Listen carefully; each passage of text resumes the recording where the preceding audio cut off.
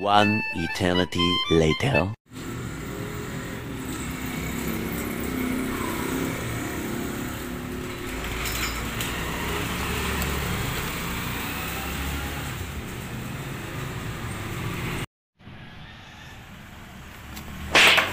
No!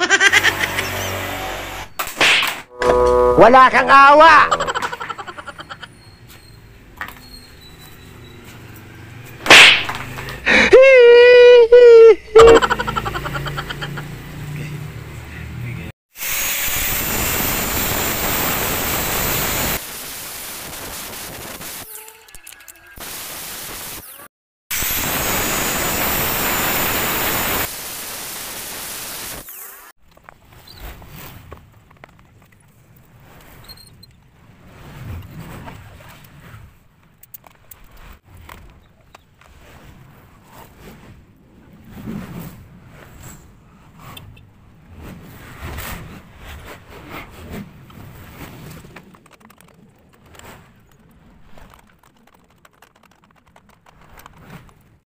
So yun nga guys, natapos na tayo mag plastic welding. Bali ang kulang na lang dito is fiberglass.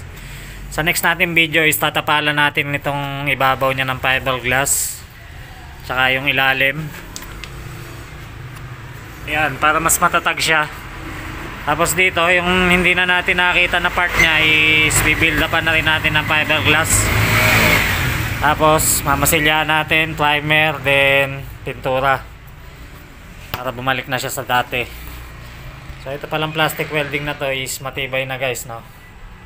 Lalo na kung papatungan pa natin fiberglass yan. Kung nakita nyo, tinusok ko dun sa part ng crack.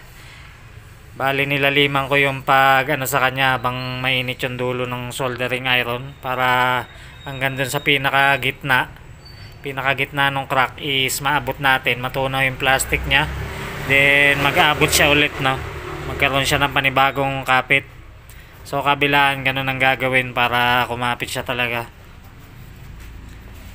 So ayan guys, kanina hindi ko na lang pinakita.